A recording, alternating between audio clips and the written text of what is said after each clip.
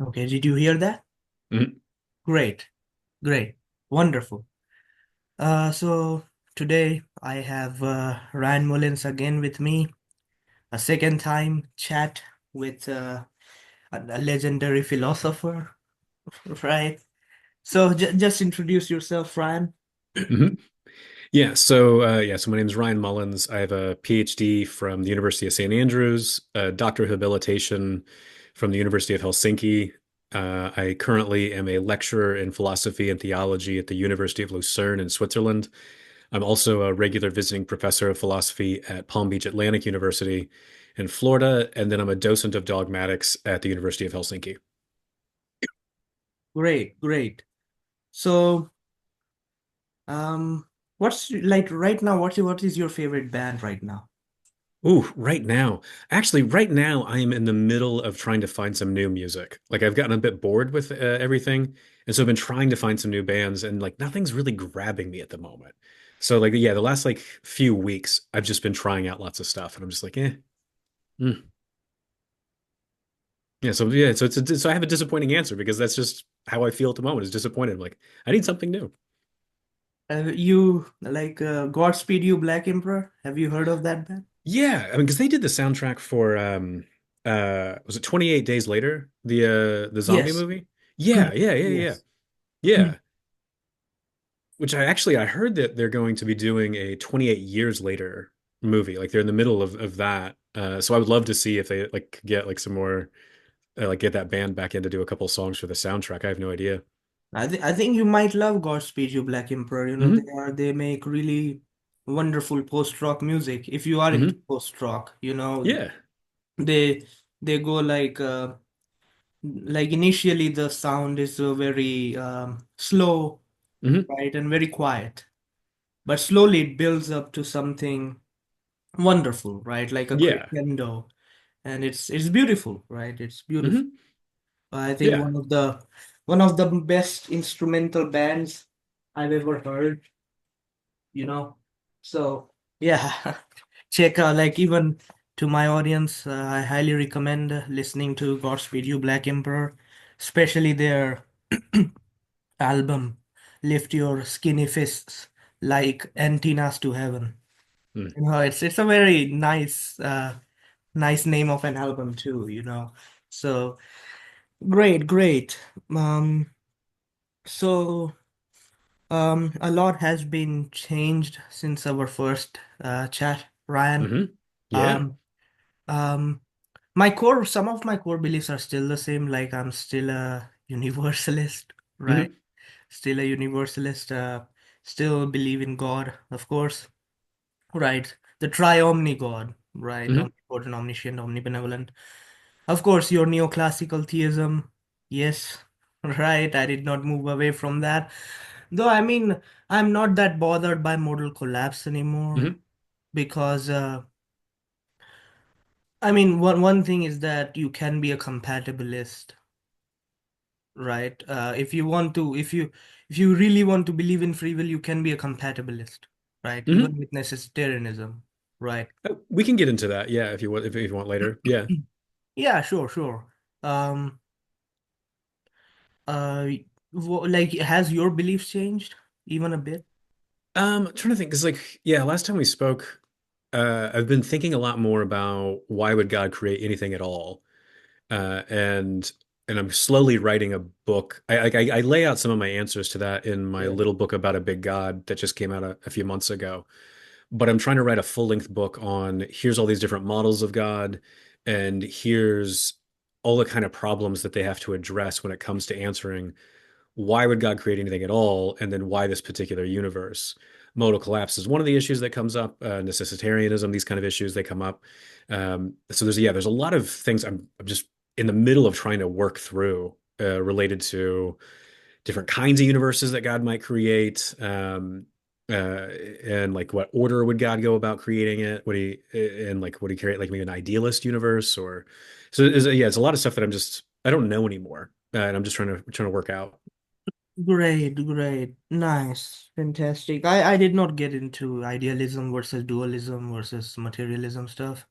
Um, I was more busy with free will, necessitarianism versus Mhm. contingentarianism, right?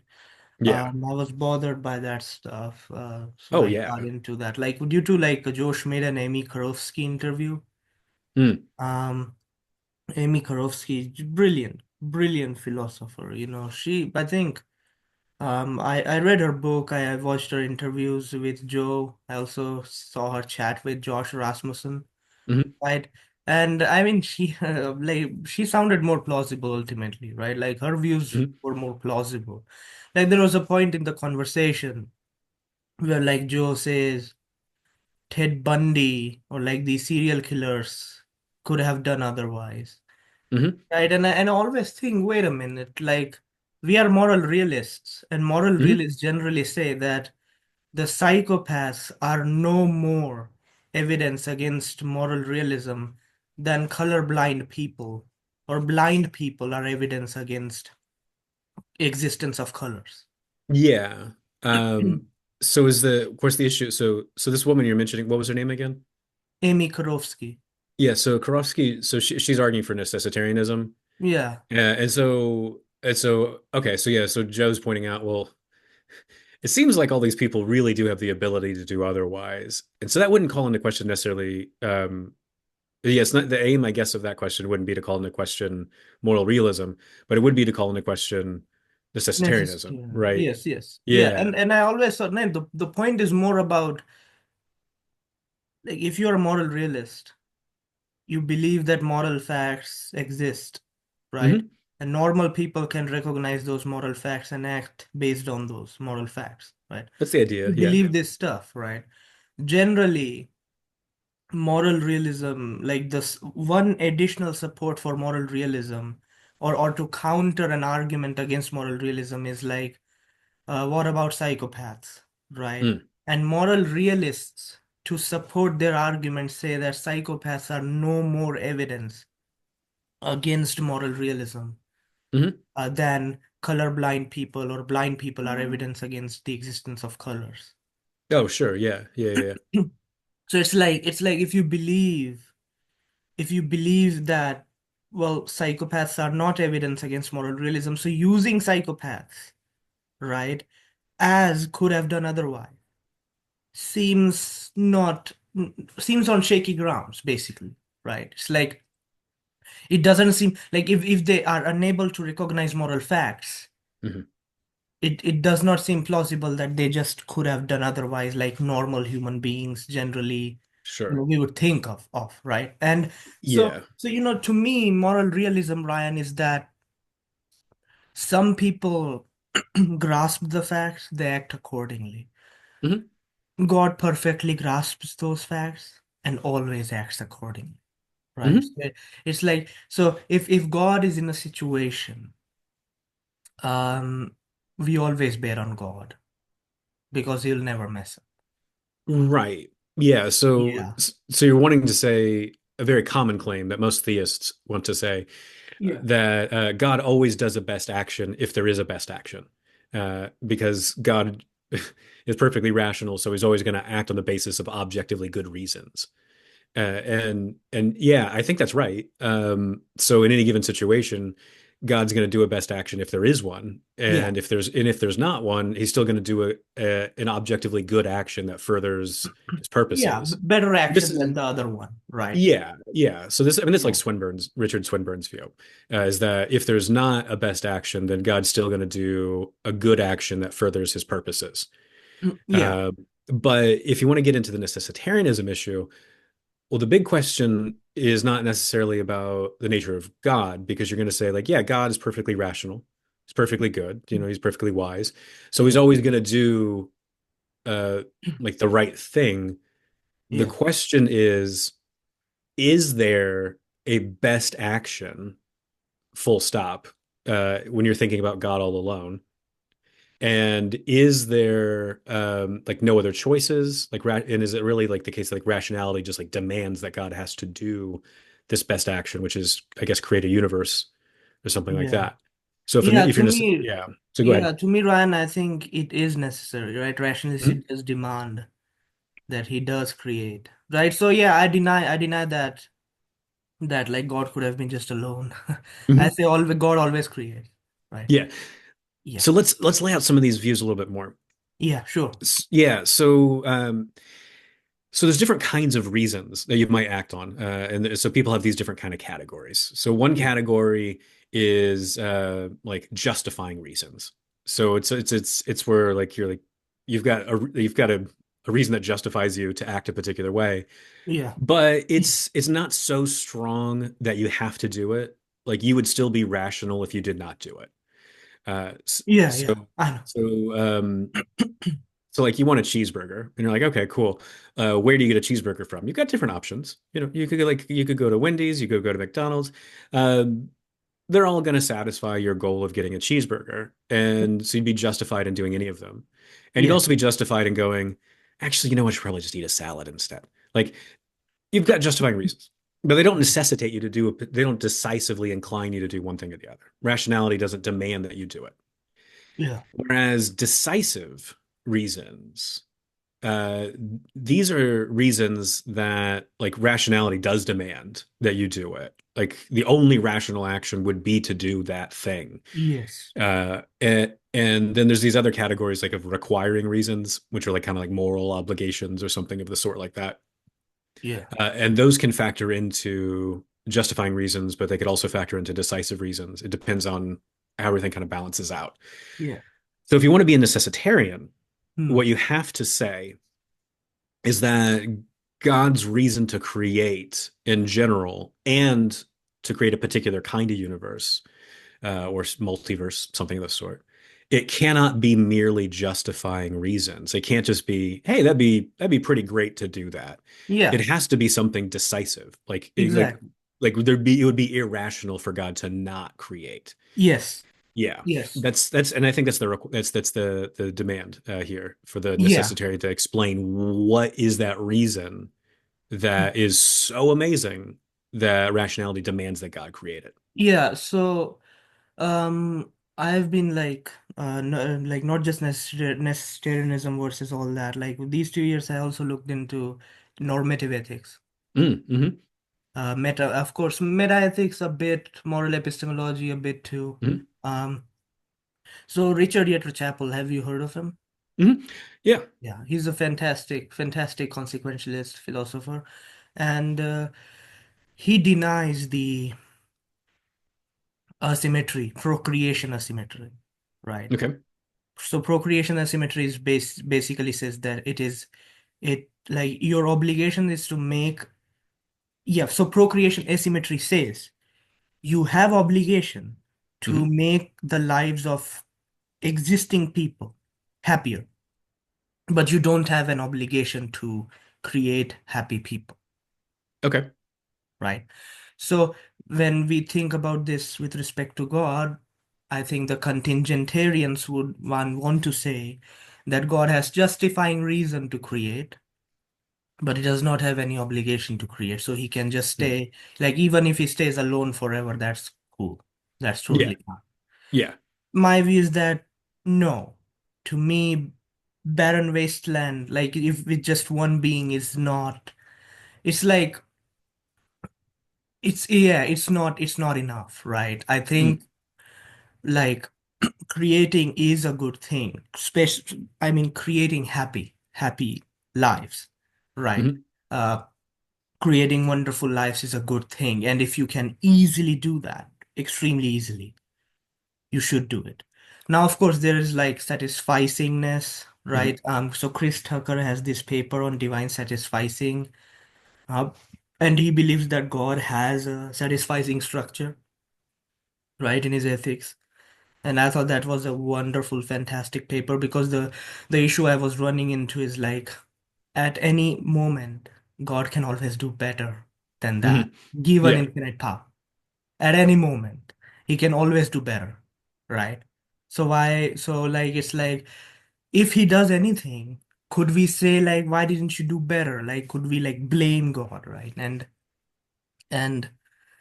basically like with satisficing view, you get this great package, which is that once God does what satisficing requires him, then we can chill. Now, of course, I do not think of all this as like blame or praise, right? Because I Hmm. don't really believe in free will.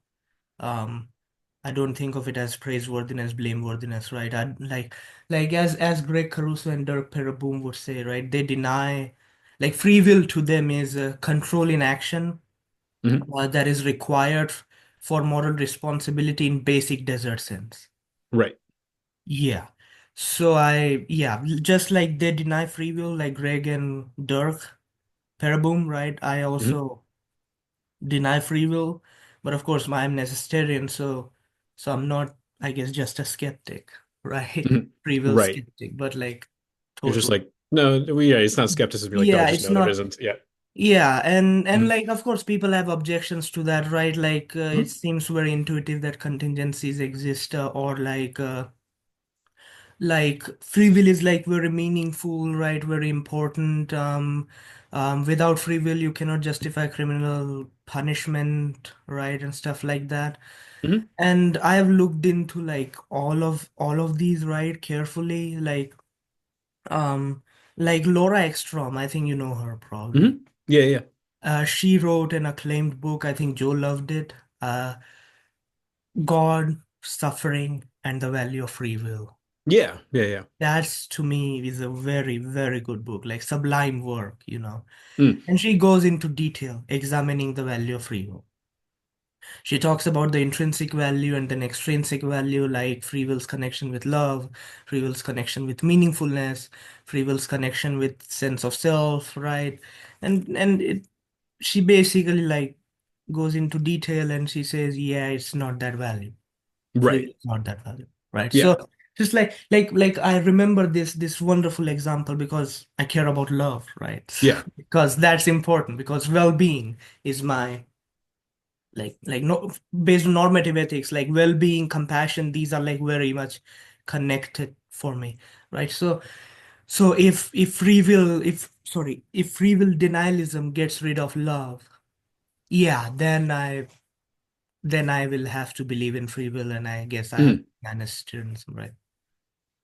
But she brings such a good example, and I mean, even I had like this thought. Even Dirk has this thought, which is that compassion or love is automatic for normal people. Hmm. But on the other hand, psychopaths are the ones who can turn on or off their empathy. Like, did you see this research? Like, this was like so interesting. Let me quickly share my screen to show Hmm. you this, right? Hmm.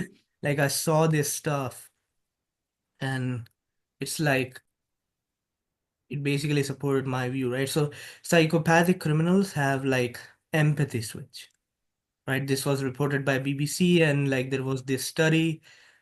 Technically, the study was much more earlier, right? This is 2013, this is 2020, but even Hmm. this 2020 paper does not deny the claim that psychopaths have this empathy switch, right? Like this paper does say that.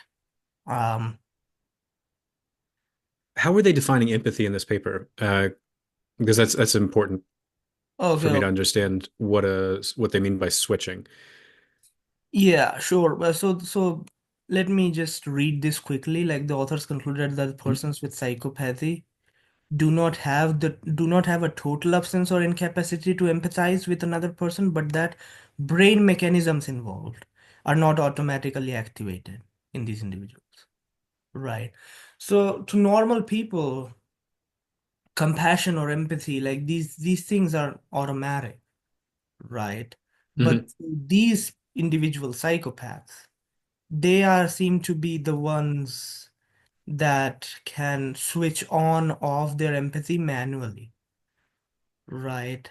Mm. Uh, and this is another like article on like big thing, and it says basically a similar thing, right? People with dark triad personality traits are able to empathize.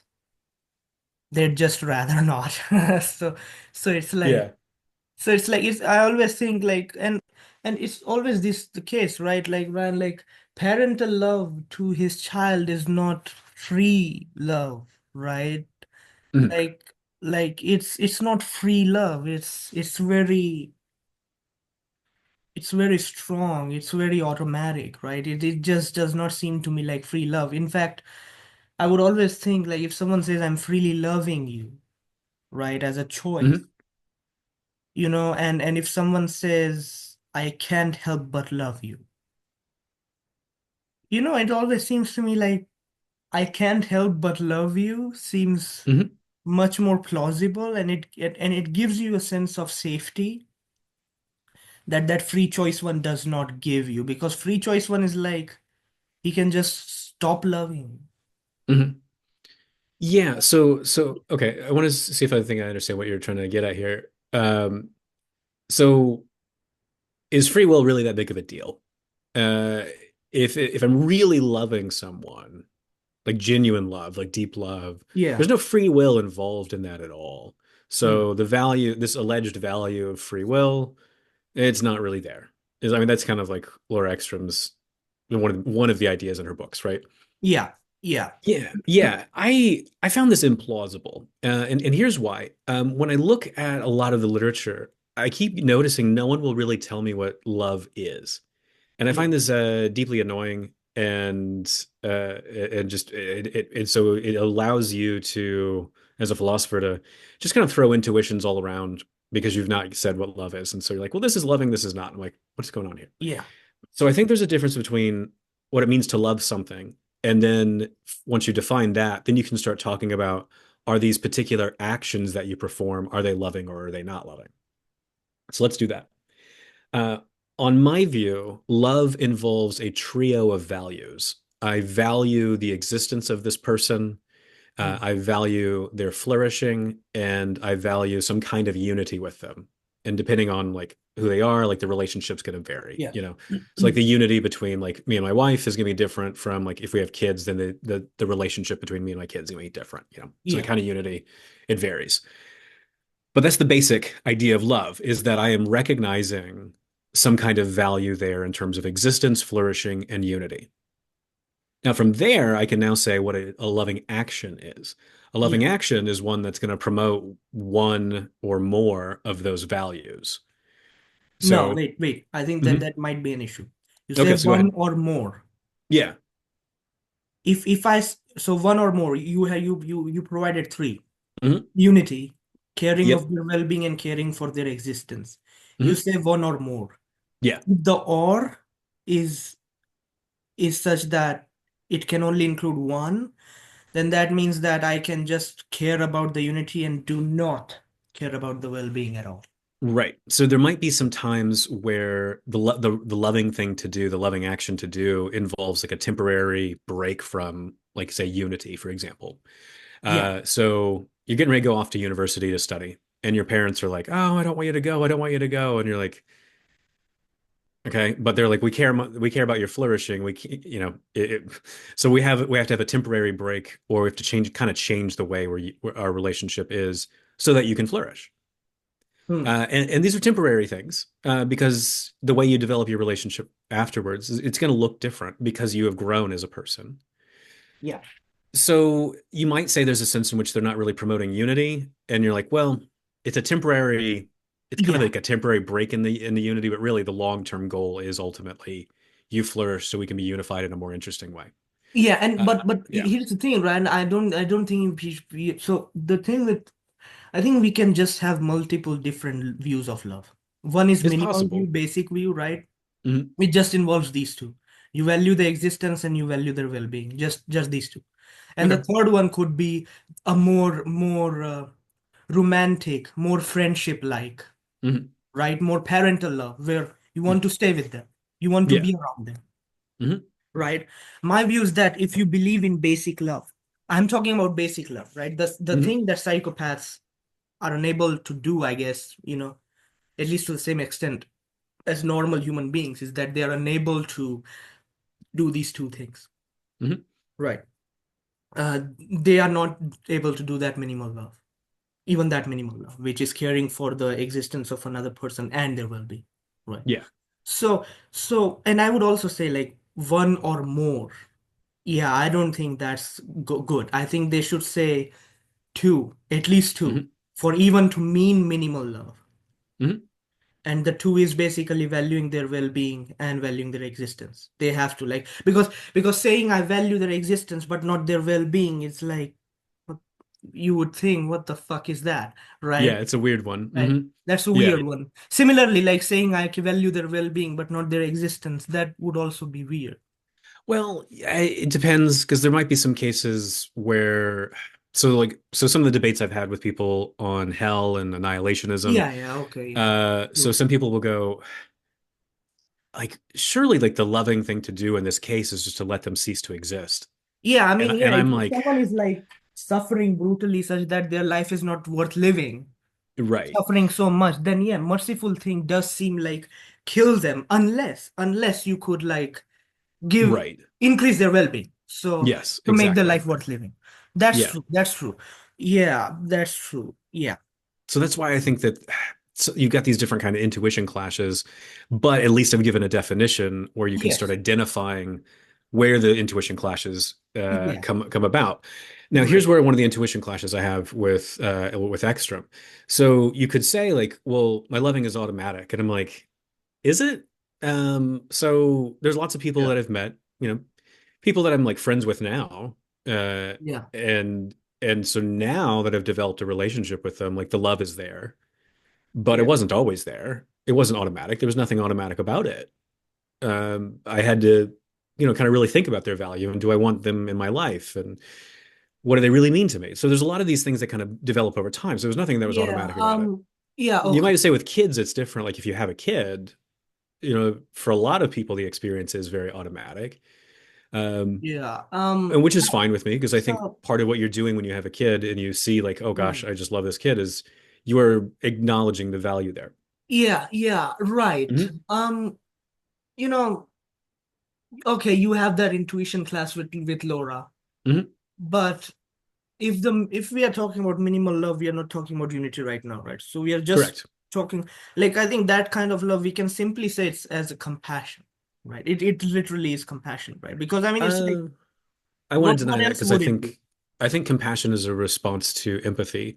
So I empath so Oh, there's okay. so when I empathize with someone, like I come to understand this is what it's like for them to feel and think and act this way Yeah. from their own perspective. And on the basis of that empathy, I can respond in various ways. Compassion is one of them. So Okay. compassion is on the basis of empathy. Something I learned from empathy is the motive or the reason for why I act in ways to promote your Yeah. well-being. Yeah.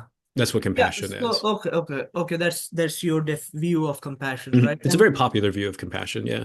okay. So compassion, I mean, I always thought compassion as like caring for the well-being.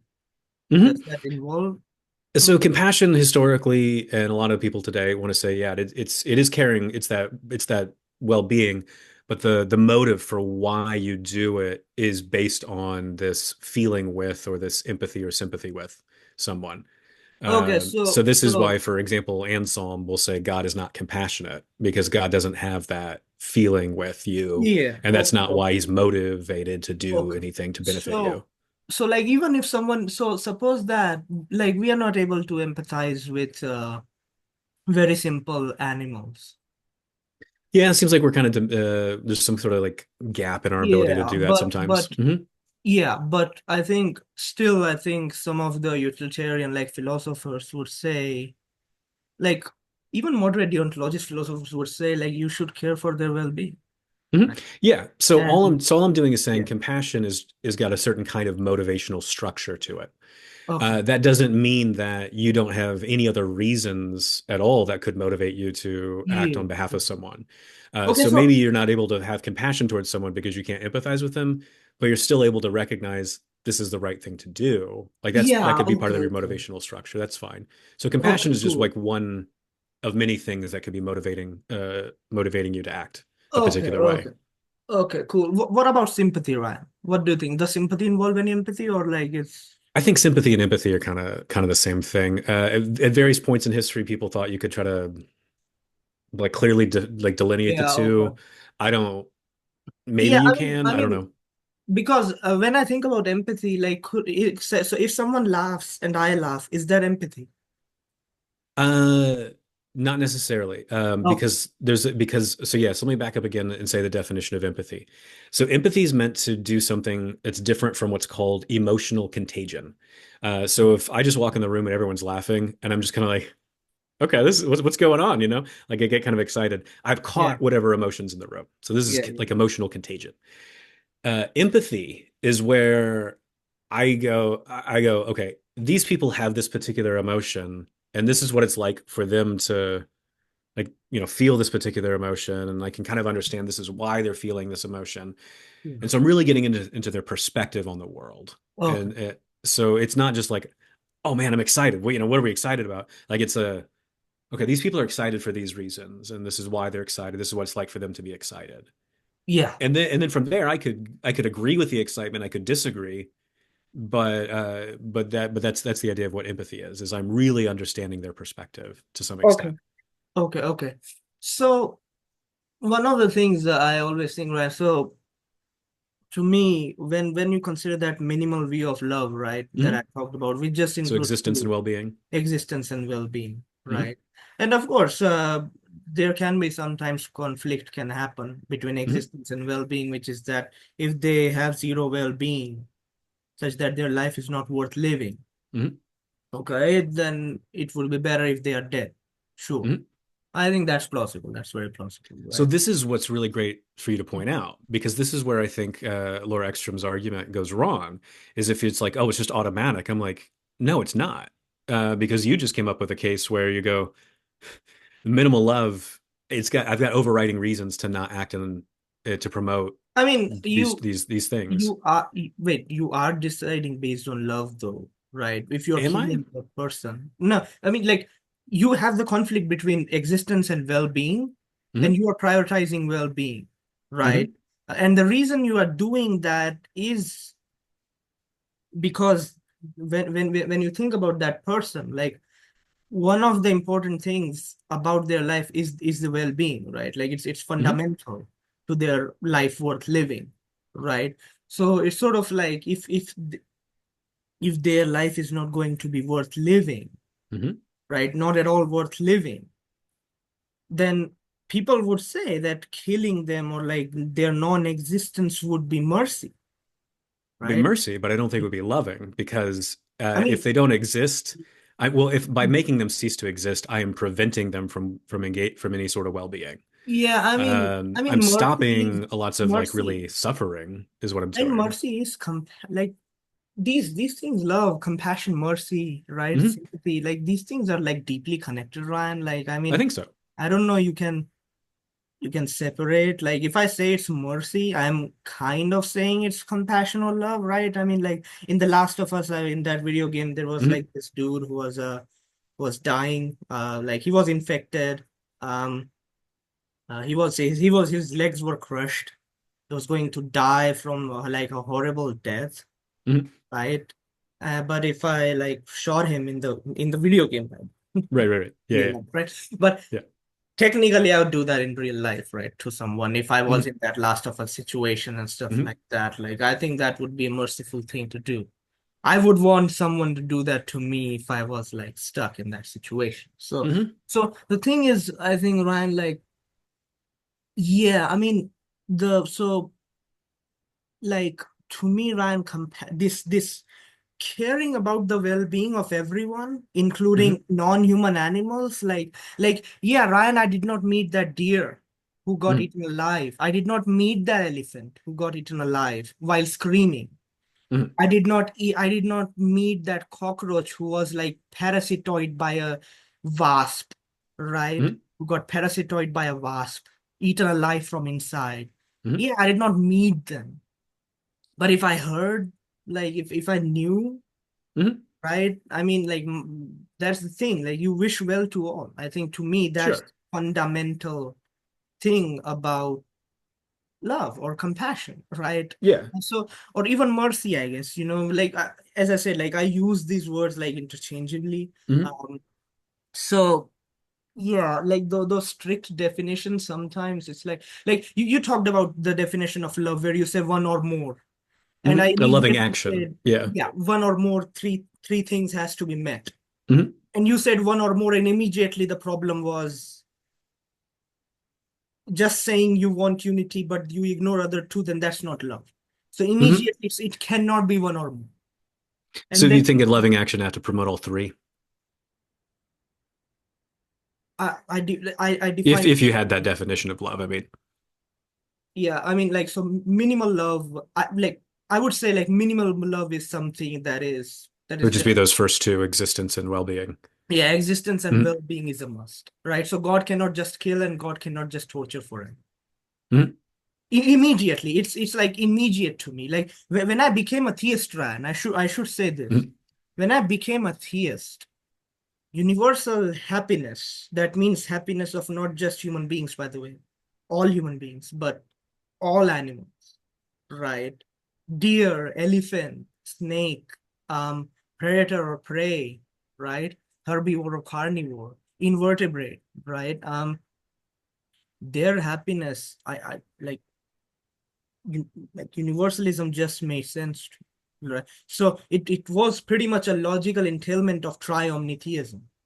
Hmm. Benevolence, omnibenevolence, just like all three combined. Like of course, if you reduce omnipotence, then you have like where you can say maybe like God wanted to save them, but God is not powerful enough, so Hmm. the animal or the human got killed, right? But if you have omnipotence and omniscience and omnibenevolence, then to me universalism was just a logical entailment. And then Hmm. basically, I surveyed the religions and I thought that Christian universalism seems to be the best view. They have Hmm. like they also have God suffering with us. I think that's a powerful message. Hmm. Oh yeah. So the thing is, it's like the way you are objecting to Laura, Hmm. it is not even remotely plausible to me, because it's Okay. like the reason for that is that, yeah, man, I mean, so like we can define these things particular ways, right? But the Hmm. ex but the real experience that we have, right, might evade these definitions just a bit, though we might be able to categorize them much better. But that's was the main point, right? Like one of Hmm. the fundamental things, I think Richard Yates Chapel in his Bleeding Heart Consequentialism says this, right? That what is central to me is beneficence, and not just beneficence of myself, but everyone. And Hmm. everyone includes myself, of course. Sure. Because you're in the Right. category of everyone. Yeah. Category of everyone includes myself, right? Yeah. So you wish well to all. That's central.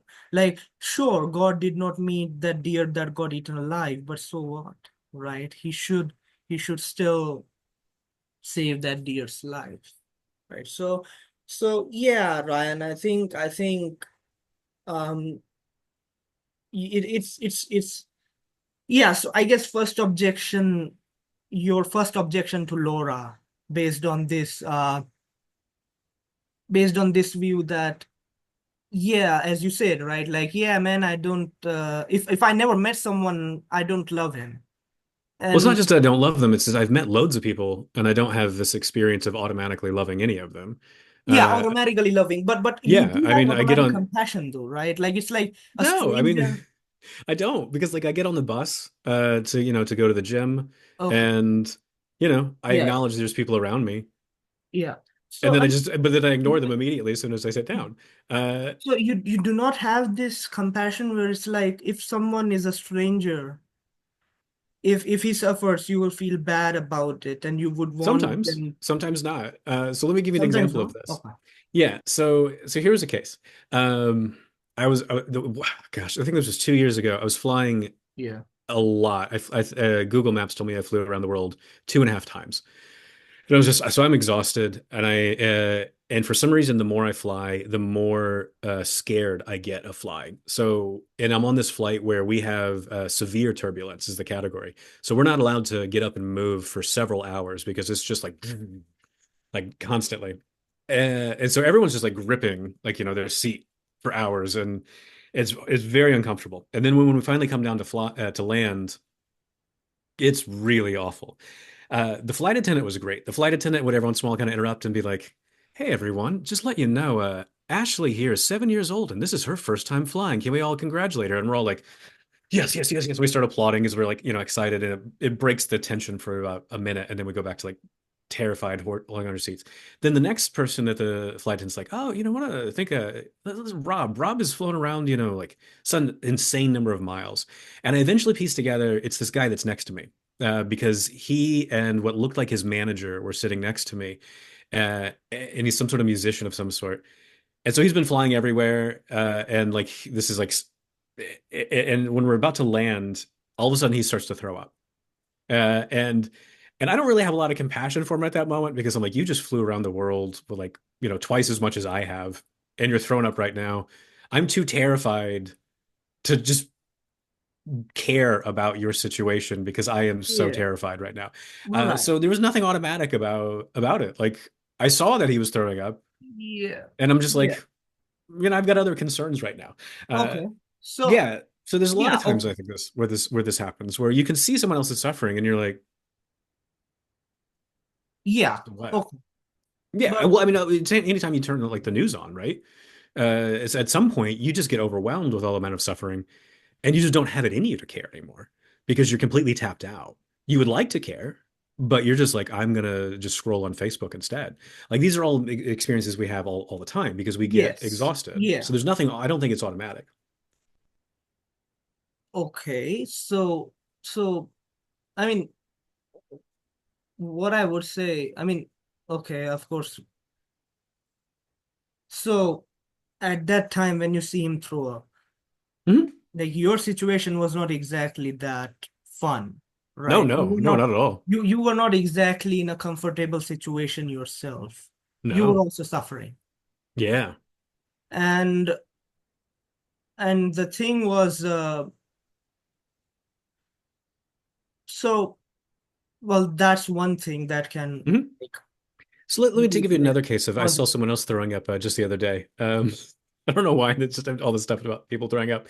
So I'm just walking down the street trying to get to something was I don't remember where it was. Oh, I was teaching in Florida yeah. just a couple weeks ago, and I'm trying to get to class, and I see all these cyclists. They're in the morning, like doing their morning exercises, and they're all stopped. And so I'm like just trying to figure out how to get around them. And then I happen to see out of the corner of my eye, one of the cyclists is just like bent over, just throwing his guts up entirely. And all of his Okay. friends are just kind of on their phone, like just waiting for him to stop throwing up. And I just keep walking to class. Yeah. So the thing, well, one thing about throwing up is like it's so one thing is that it's common and it's not going to kill the guy. Yeah.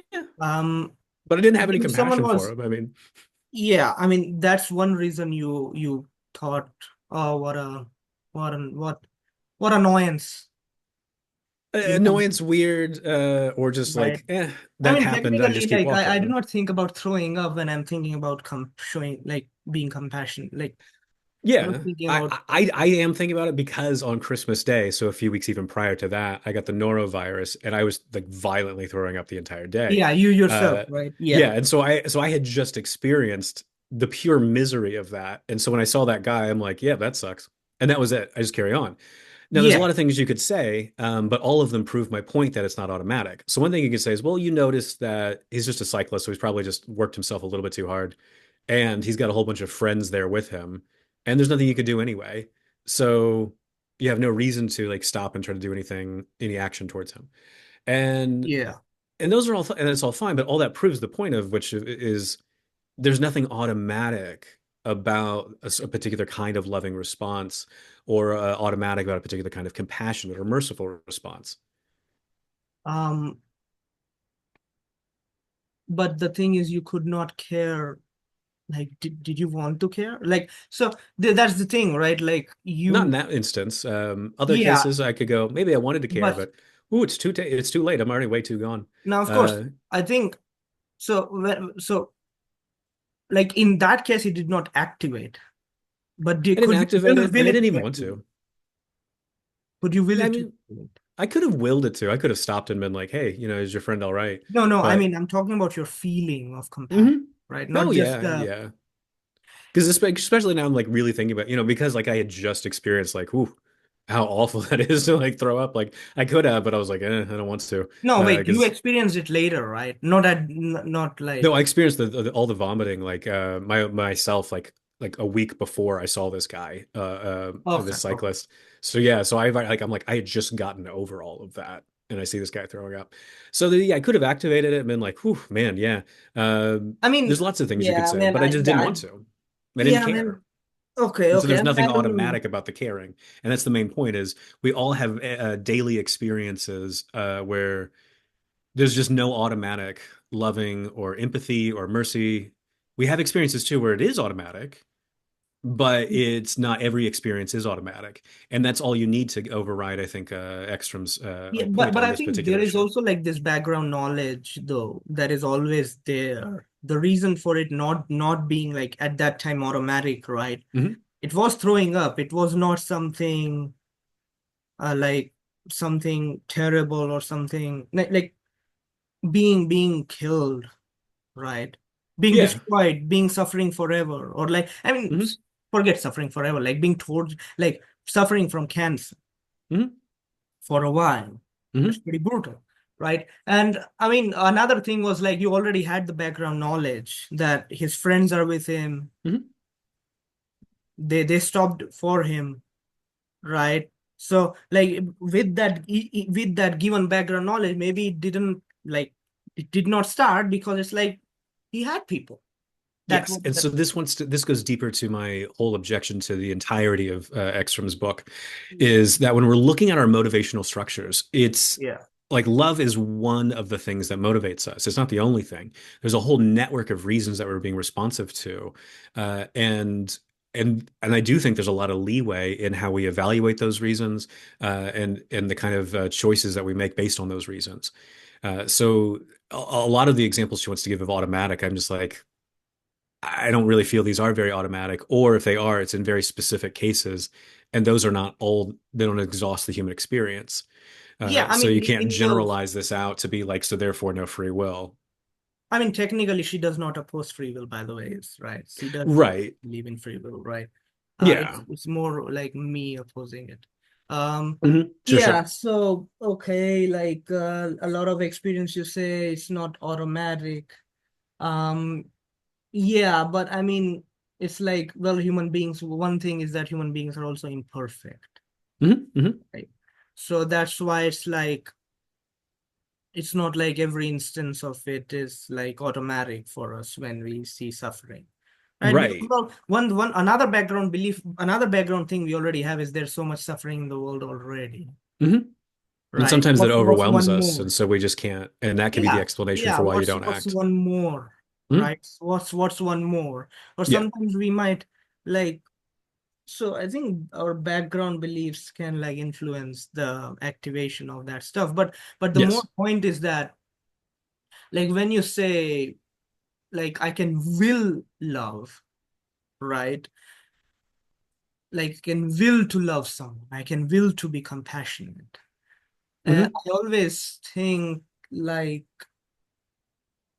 I never had this experience of willing to be compassionate, right? I Mm. never had this experience like I'm willing to love this person even though I don't want to.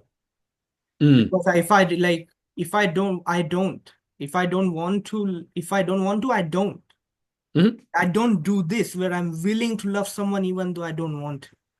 Yeah. That would be the act of will, Right. right? That would be the act of will where I'm willing to love someone even though I don't want. Yeah. Desires just are not aligned.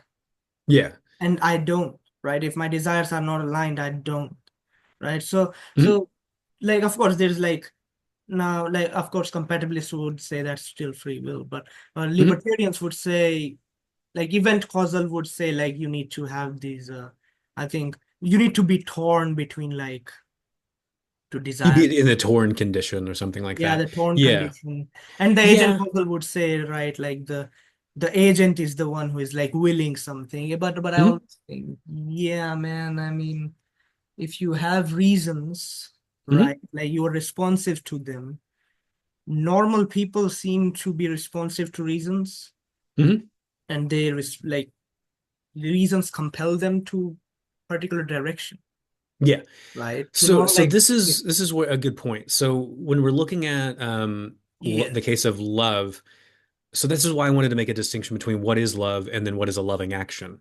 yeah, Uh, so if I'm loving someone, you could say like maybe I don't have a choice about whether or not to recognize their value of their existence and their well-being and their yeah, flourishing, whatever, and so let's grant that and say you don't have a choice over that. You just see it and you're like, okay, well now what do you do with that from there? Like what actions do you perform from there? Because it yeah, seems like there's lots of different kinds of actions I could do.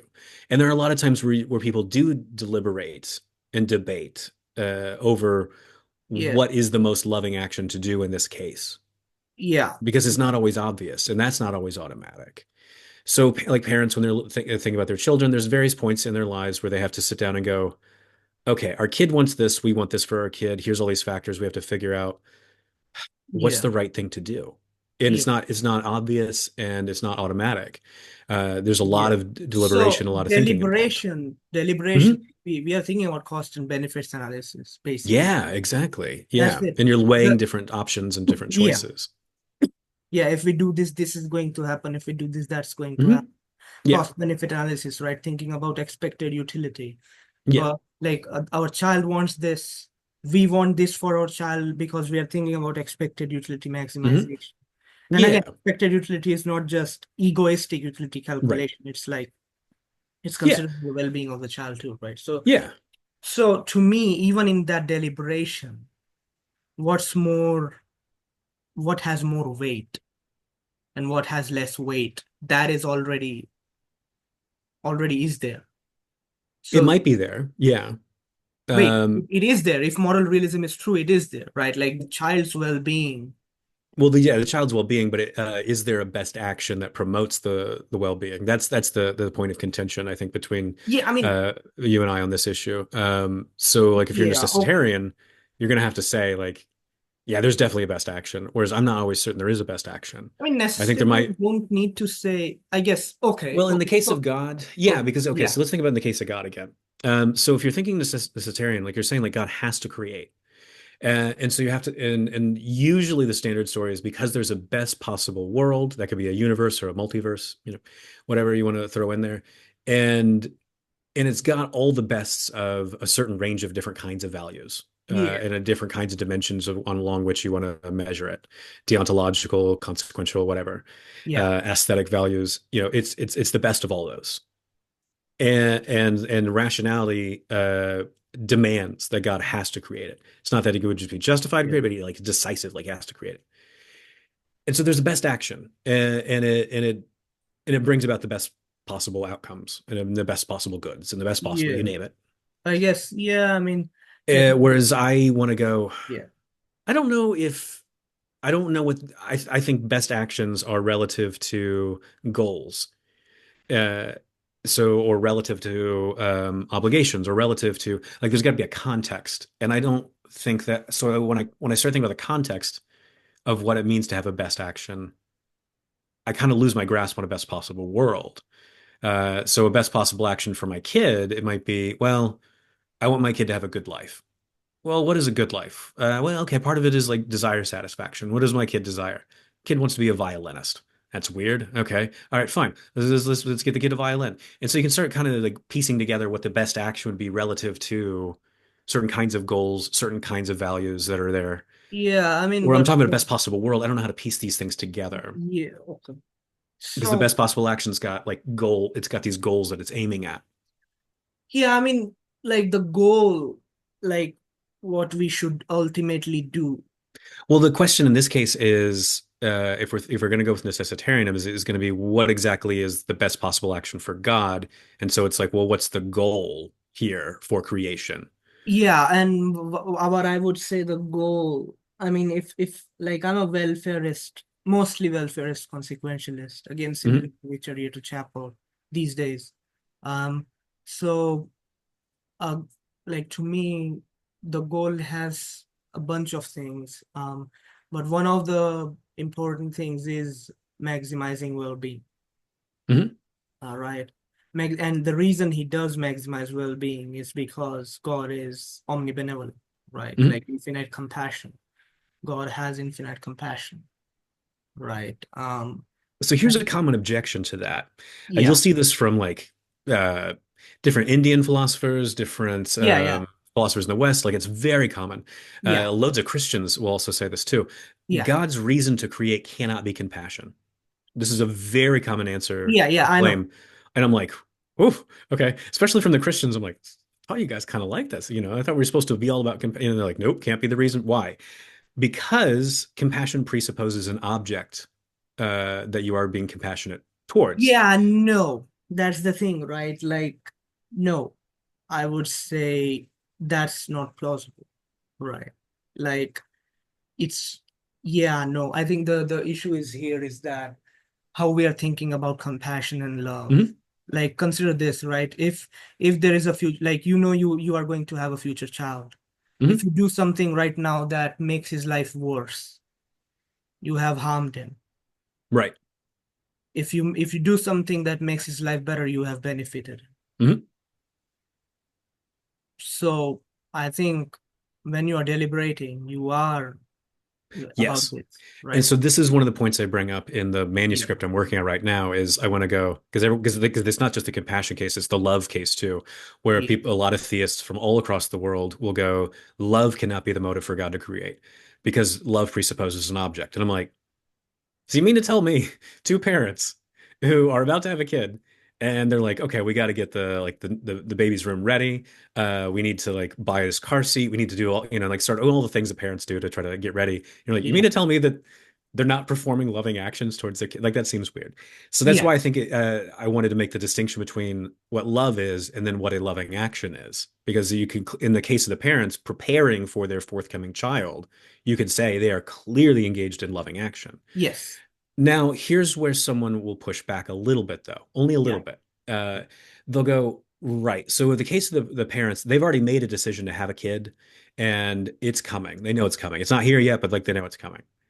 When you're looking at the case of God, the context you're supposed to be looking at is why would God create anything at all? And it can't be because the kids are coming, because that already presupposes an answer to why God would create. It already yeah. So presupposes why God's did already they? started. Like, yeah.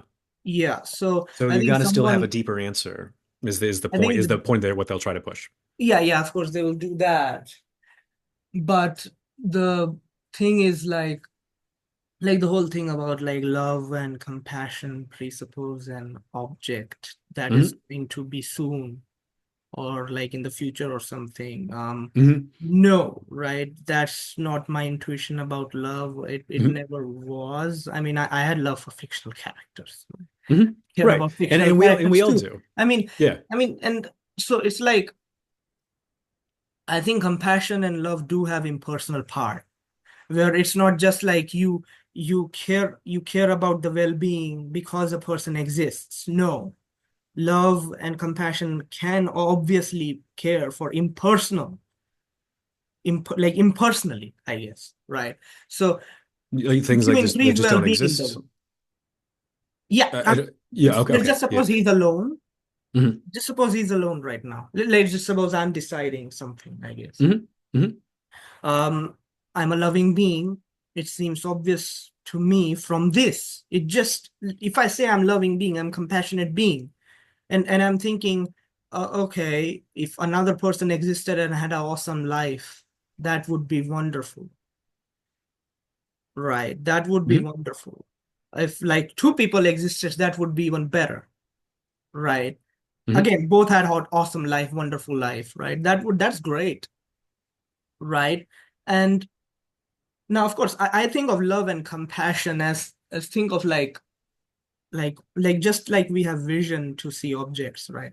I Hmm. think love and compassion connect with well-being basically, and the object, right? The object itself, but at least initially when the object does not exist, right? Hmm.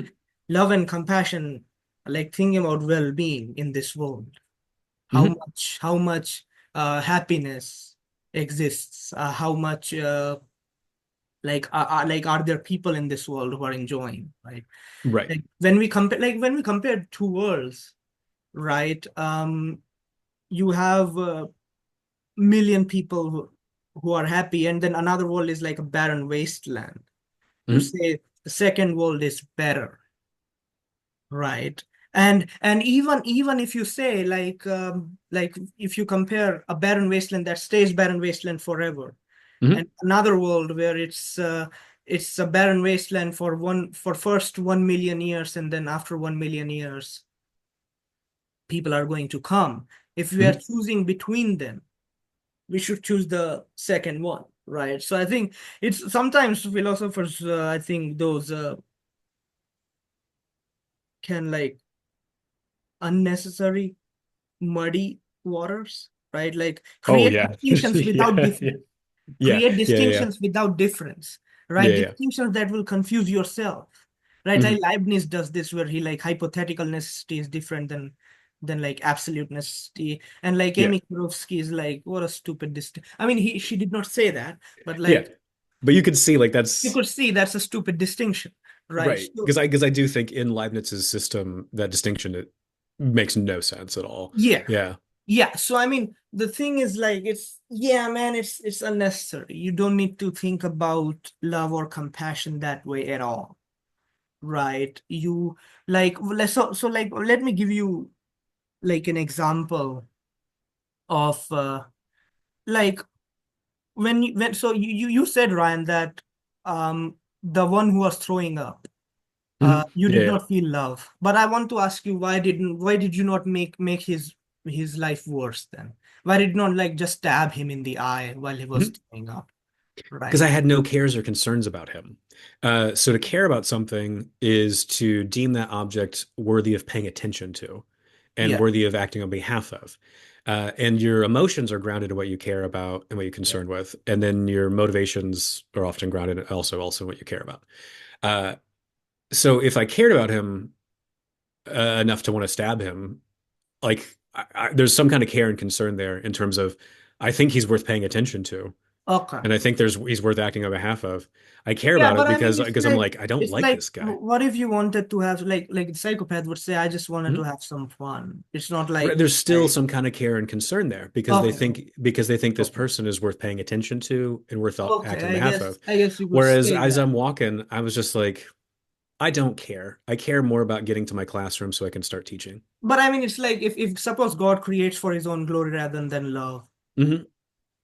Well, then I just don't think that could be an explanation for why God would create, because God has the glory either way. Yeah, I mean, Uh, it's more like just like we were just talking about caring and mhm. like paying worth Yeah, paying attention to, right?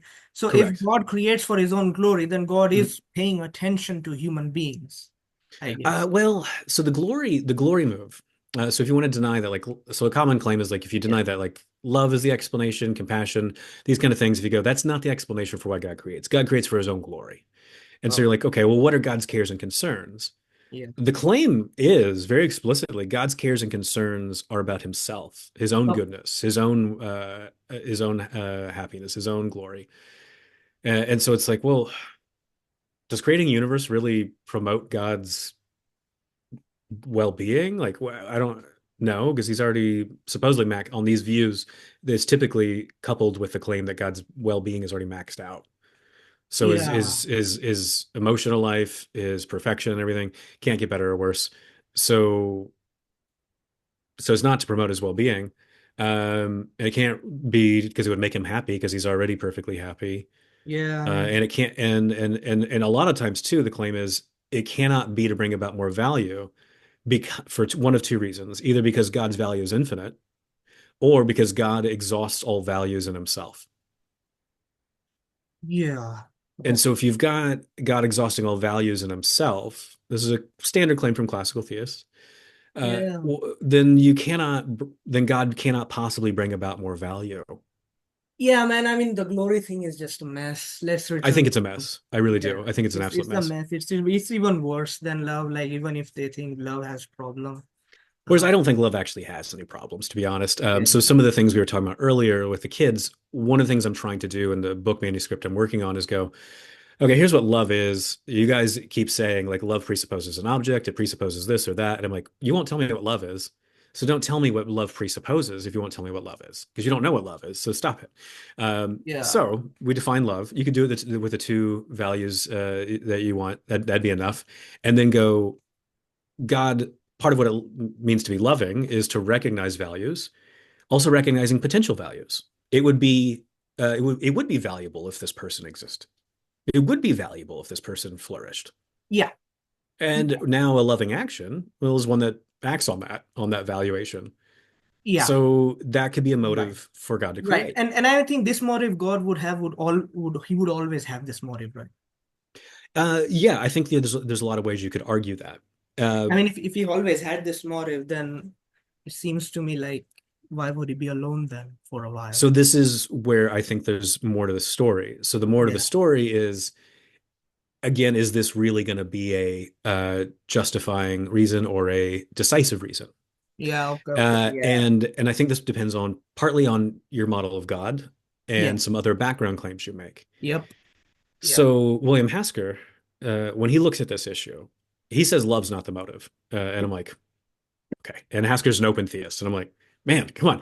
Whereas other open theists go, no, no, no, love's definitely like the motive for God to Yeah. create. Yeah. But what Hasker's interested in is he's like, God does have reason to not create. And so I'm trying to develop the idea. So the idea might go something like this. God would have reasons to not create and reasons to create. And because of this, because there's this cluster of reasons, Yeah. it's a justifying reason to create, not a decisive reason. So here's the idea. It would be loving to create these beings because God would be recognizing their values. And so values of their existence, values of their flourishing. Yeah. That would be loving. But God also recognizes that, you know, this world, it's there's a lot of suffering that's going to happen in this world, not just to these creatures, but to me myself as God. Because God, if you're an open theist, you're going to say God suffers along with us to some extent. And so God's going to have to sacrifice some of his own happiness for a while in order to try to ultimately bring about happiness for, humans and whatever other creatures. That's a big sacrifice. Hmm. That's a reason to not create. Yeah, depends on how much suffering God is caused to God, though. Like if it's Sure. very little, If if it's like nothing, then it's it'd be very like, little, it's like, yeah, I'm creating. yeah, Um, yeah, yeah. and also another thing is like, look, if you know overall well-being will be positive for each individual Hmm. and their suffering will be defeated, each individual, each sentient being will eventually be achieve universal happiness or universal Hmm. salvation. So it's like, yeah, I'm creating, bro. So it's like, um, I'm of course the open theist. I always see this, right? I always say this about open theism. Hmm. If God is more powerful than all the possibilities that exist, then he can secure universal salvation, it seems to me. I But think if God so, is, but but God, yeah. if God is less powerful than all the open possibilities, I think in Thomas J. Orr's view, right? Hmm. He does not have coercive power. And I always think, well, if he does not have any coercive power, and if some being wants to die, possibilities are really open. And if some being wants to die, why Hmm. does he not let him? Isn't it coercion to keep him alive then? So it's like, yeah, man, the whole coercion Hmm. thing is I always great guy. Thomas J. Ord is a Oh, yeah, good yeah, dude. He's a chill dude. He has great views on love. He has yeah. Hmm. developed fantastic views, but his non-coercive, like God has to just persuade. He's never coercive. Nah, no. He is. He does what he wants to do and he Hmm. plans everything. He has coercive power. He has raw power to like sustain a nuclear reaction forever. Hmm. Nuclear fusion or fission, like create gamma ray bursts, create supermassive black holes that lasts forever. So like just don't give me that, all right? Just This is an interesting point. So there's a brand new 2-volume book that's just come out that Tom edited on his amnipotence view. And so it's like a series of essays from people responding to his book on yeah, amnipotence. And so yeah, some people are like very supportive, some people are critical, some people are trying to figure out how to extend the idea and develop it. So I'm in the critical section of the book, and a lot of the criticism is there's several different authors. Their critiques are exactly what you pointed out of going, yeah, yeah. it seems like God, even on this view, still has something that looks like coercive power because he's able to, well, because he's making all this stuff exist. and these things don't have a choice over it. And then God's like, you know, trying to persuade people, well, you don't really have a choice about whether or not you're getting the divine like lure thrown at you. So there's a whole lot of stuff that seems like it would fit into the category of controlling or Yeah, coercive. And so the objection, I think, is put most pointedly like this: you need a tighter definition of what counts as controlling and coercion than yeah, what's offered, because it yeah, seems like stuff goes into the category that you don't want to go in there, and yeah. other stuff doesn't go into the category that you're like, oh wait, that's supposed to be controlling and Yeah, I coercive. mean the tight definition. Yeah, the thing with definitions is like They're there hard. They there will can be. always be issues. Yeah. Yeah. There Yeah. will always be issues. They will not be able to capture some of the things that we have. Yeah. But Like, back to my earlier point, though, is yeah, so if you look at the say God's motive to create us to love is out of love. yeah, If you want to go with the necessitarian route, yeah, it's part of your argument's going to have to depend on what model of God you have, yeah, of course. and some other theological background commitments, Yeah, and then some metaphysical claims or axiological claims about there being a yes, best possible world. So it's exactly, not like a exactly. slam dunk. It's you got to do some Yeah, of footwork, course. Like to do that. I always say Mhm. like my view is of course controversial, right? It's not. Oh, well, yeah, but a lot I'm the of views in minority. philosophy I'm the are. fringest. I'm like the hyper optimist, Mhm. Calvinist. You know, hyper optimist, hyper Calvinist, even. Yeah. Right? It's I like I believe in purgatory, by the way. So I believe that God does even set up people to Mhm. suffer in purgatory. Um, And so and that way they'll eventually get saved. Is the idea? yeah, yeah, Yeah, yeah. Mhm. right. So so everything is engineered in my view. Everything. And yes, God does have the coercive power, Mhm. like according to God, right?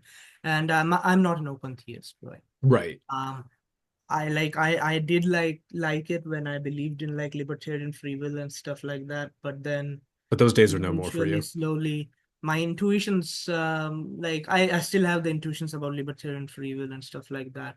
I still have very retributivist intuitions, right? Like I can be sometimes spiteful, right? Yeah, So it's hard to get rid of those intuitions, but yeah, Paraboom, who you mentioned earlier, yeah, one of the things that's so interesting about his work is his how thorough he's trying to be to go, okay, if you want to get rid of basic dessert, how do we talk about and explain like all these different emotions we feel, all yeah, these different yeah, actions we perform? You got to replace yeah. it with something. And that's, and Paraboom's like, all right, here's the story of how you do Yeah, that. I I think appreciate that. personally, yeah, I think personally, Dirk and Greg does fantastic work, Ryan. Hmm. I mean, already some of the like I talked to Joe Schmidt what he thinks about retributive justice, and Joe Schmidt Hmm. does not find retributive justice plausible.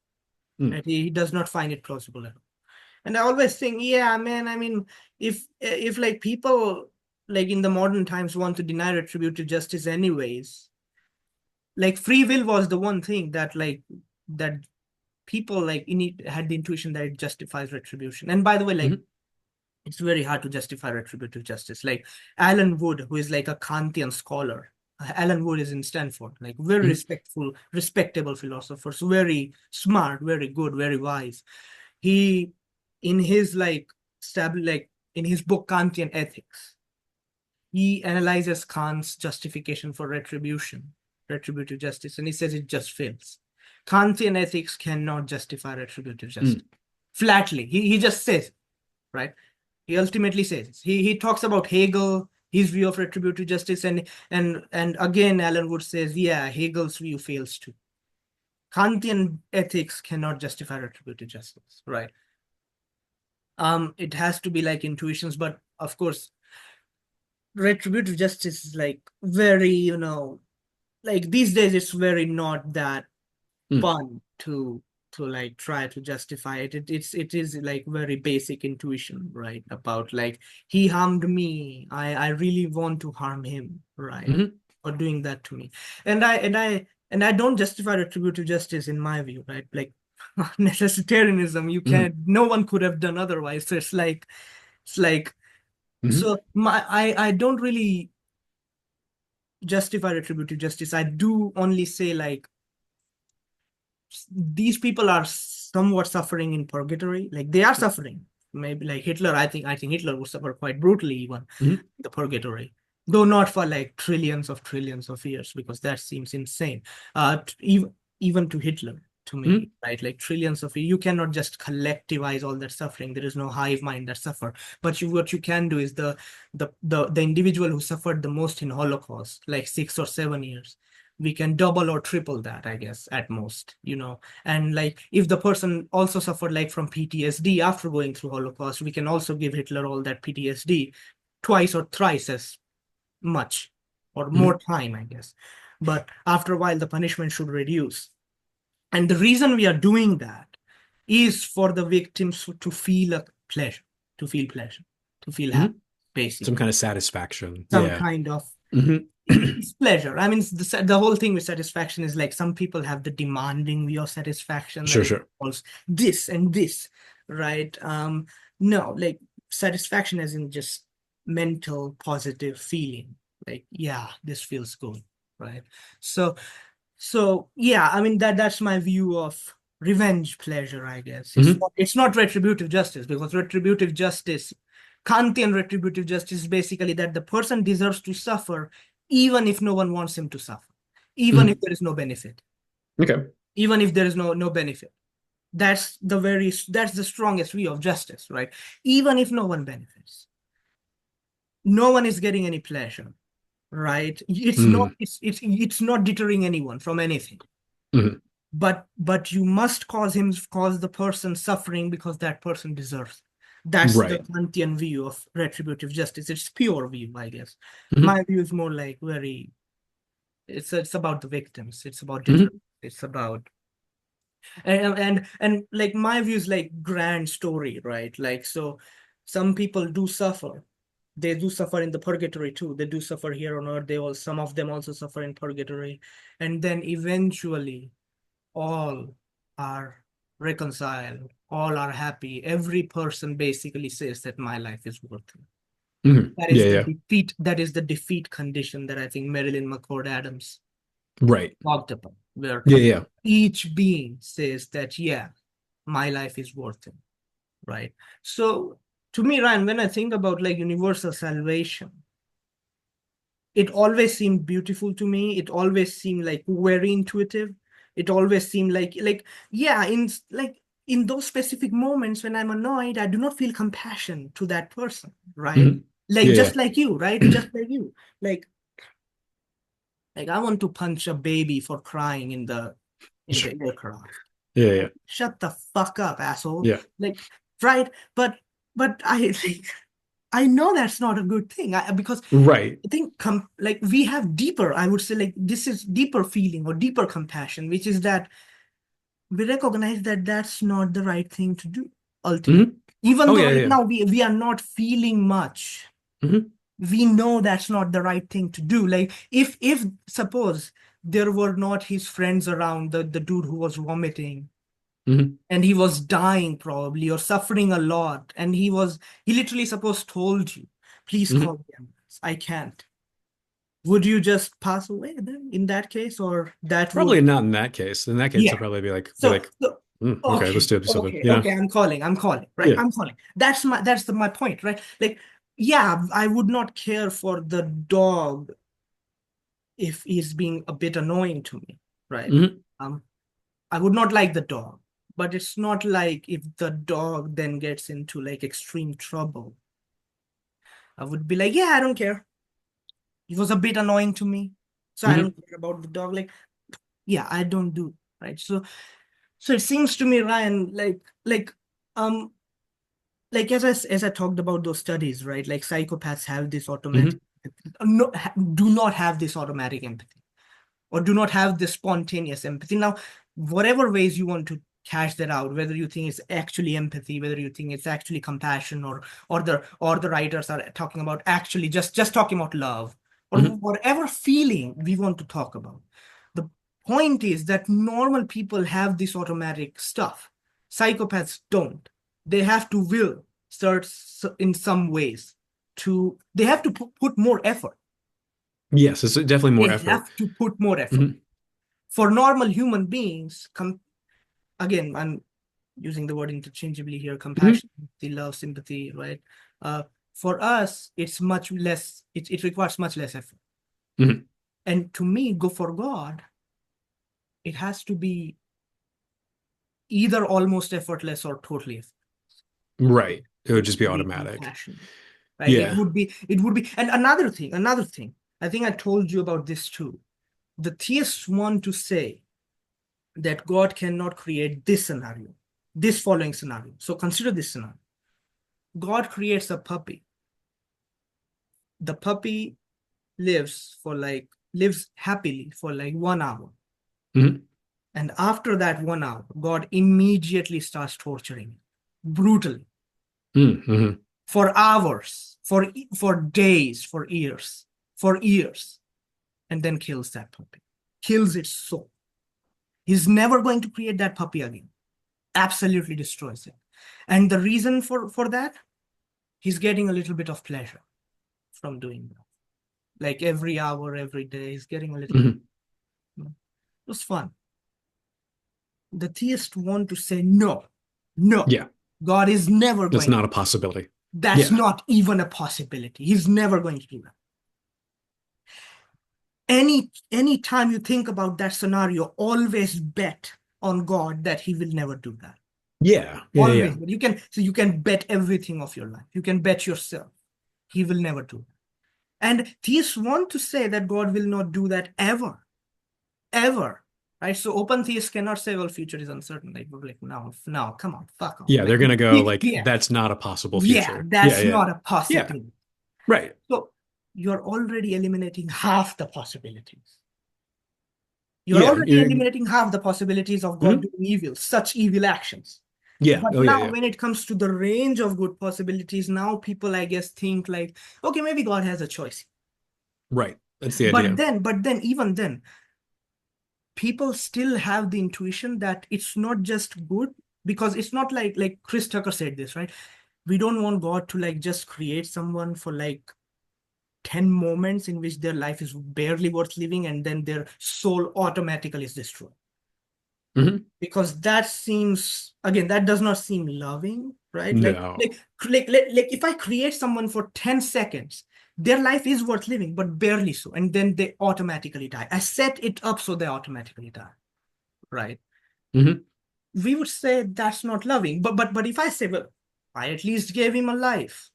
I at least gave that thing a life for 10 seconds. You cannot blame me. So God cannot do that. It's not just good, barely good.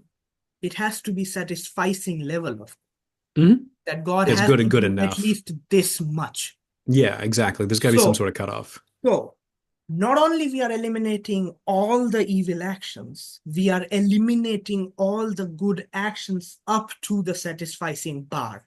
And we are Yep. saying that God must at least create the Something above that satisfying bar. bar. Yeah, Yeah. something at least equivalent or above.